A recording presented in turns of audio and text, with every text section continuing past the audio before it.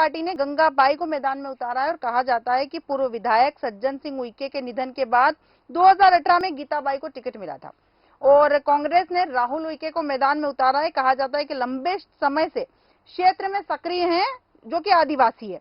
तो क्या लगता है घोड़ा डोंगरी सीट पर सियासी समीकरण इस बार क्या बनने वाले? देखिए घोड़ा डोंगरी का इस बार चुनाव काफी वीआईपी हो चला है जी। उसका कारण ये है कि जो ब्रह्मा बलावी वर्तमान विधायक है उनका कांग्रेस ने टिकट काट दिया है जी। और राहुल उइके जो हैं वो जनपद अध्यक्ष हैं, युवा नेता हैं, उनको मौका दिया है और गंगाबाई उइके के वो भतीजे हैं। तो मतलब इस बार जो चुनाव है घोड़ा डोंगरी का वो चाची और भतीजे के बीच का चुनाव हो गया है जी। और जब एक परिवार के दो जन आमने सामने मैदान में होते हैं तो हालात थोड़े अलग होते हैं। इस सीट पर तीसरा दल जयस था जो भी अपना उम्मीदवार देना चाहता था जी। अब वो उसका क्या हुआ मुझे नहीं पता, लेकिन घोड़ा डोंगरी में इस वक्त जो चुनाव है वो युवा वर्सेस एक मिडिल एज की महिला जी उनके बीच में हो चला है। अब उनके साथ सिंपैथी है गंगाबाई उइके के साथ, उनके पति को लेके जो सिंपैथी है, लेकिन राहुल उइके की जो कनेक्टिविटी है जी वो बहुत बेहतर बताई जाती है। लेकिन इसमें गौर करने वाली बात यह कि ब्रह्मा बलावी जो थे वो एक बड़े मार्जिन से इलेक्शन जीते थे जी।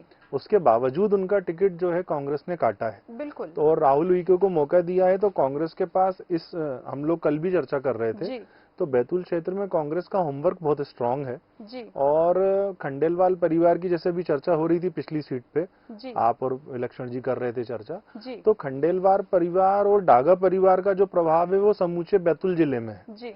लेकिन घोड़ा डोंगरी की जो हम बात कर रहे हैं, अभी हमने जैसे कल भी चर्चा में कहा था कि इस क्षेत्र में कांग्रेस के जो सबसे बड़े चेहरे हैं वो सुखदेव पानसे हैं जो पूर्व मंत्री भी हैं जी। और क्योंकि एक यूथ को कांग्रेस ने यहाँ से लोकसभा का टिकट पिछली बार दिया था रामू टेकाम को, भले वो इलेक्शन लॉस कर गए, तो कांग्रेस की जो स्ट्रेटेजी है बैतूल जिले को लेके वहां पे वो युवाओं को आगे बढ़ा रही है। तो इसी के चलते राहुल उइके को मौका मिला है और जोरदार टक्कर इस सीट पर होना है और जीत और हार किसकी होगी ये तो जनता जनार्दन भविष्य में तय करेगी। लेकिन वर्तमान में अगर हम समूचे बैतूल जिले की बात करें तो मुझे लगता है कि यहाँ पे कांग्रेस जो है वो लीड करने की स्थिति में है। बिल्कुल शैलेंद्र जी, आपने कहा कि कांग्रेस जो है लीड करने की स्थिति में है, लेकिन एक सवाल और आपसे पूछना चाहूंगी कि ब्रह्मा बलावी का जो टिकट काटा है कांग्रेस ने और राहुल उइके पे भरोसा जताया है, क्या ब्रह्मा बलावी जो हैं वो अपने कुछ वोट काट सकते हैं या इसका नुकसान कांग्रेस को मिल सकता है, इस बात का फायदा भारतीय जनता पार्टी को मिल सकता है? नहीं देखिए अभी तक तो ऐसी कोई उस क्षेत्र से ऐसी कोई शिकायत और अपडेट है नहीं, क्योंकि कांग्रेस में एक अच्छी बात जो मुझे बैतूल में नजर आ रही है, खासकर बैतूल की बात करें तो वहां पे मैनेजमेंट अभी लगभग बैलेंस है और बीजेपी तो ऑब्वियसली वहां कोशिश करेगी क्योंकि वो सीट वापस पाना चाहती है भारतीय जनता पार्टी।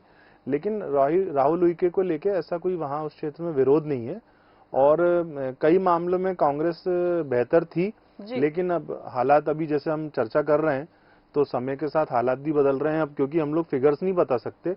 लेकिन अगर आज की स्थिति में पोल हो जाए मध्य प्रदेश में तो मैं अपने दर्शकों को, आपके दर्शकों को बताना चाहता हूं बीजेपी कांग्रेस दोनों बराबरी की स्थिति में है।